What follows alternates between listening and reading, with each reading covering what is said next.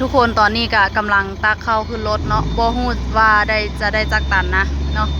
บ่แน่ใจว่าจะได้จักตันคุณกล่องเข้าได้ฮอด10 ตันบ่เนาะ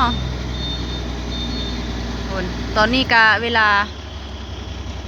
9:21 นาทีเนาะโอ้ย9 โมงว่าซั่น7:19 นาฬิกา 21 นาทีเนาะทุกคนนั่นแหละ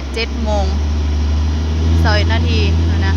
โอ้วาสิพาไปเบิ่งรอบๆเบิ่งวิวทิวทัศน์รอบๆว่าซั่นบ่ได้เบิ่งซ้ำมาฮอดมืดค่ำถ้าเข้าอยู่พุ่นตั้งโดนเนาะ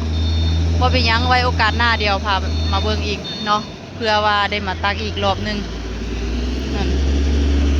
เอากุ้งก็ยืนเจรจาตักใส่แต่แม่ได้น้ำหนักบ่บุแม่ก็ได้เนาะนะทุกคนเป็นจังใดเดียวค่อยอัปเดตให้เบิ่งอีกเทื่อนึงเด้อบ่แน่ใจว่าเมื่อสางสิฮอดจักโมงสิฮอดจักทุ่มนะน่าจะ6 ทุ่มพุ่นแหละเนาะเพราะว่าตั้งแต่โพนพิสัยไปหาอุดรกะไก่เติบเนาะนั่นแหละใช้เวลาโดนยามมื้อคืนอีกกะแล่นกะระวังยากน้อยนึงเนาะมันมืดทุกคนเป็นจังใดเดียวสลอคอยอัปเดตให้เบิ่งอีกเทื่อนึงเด้อ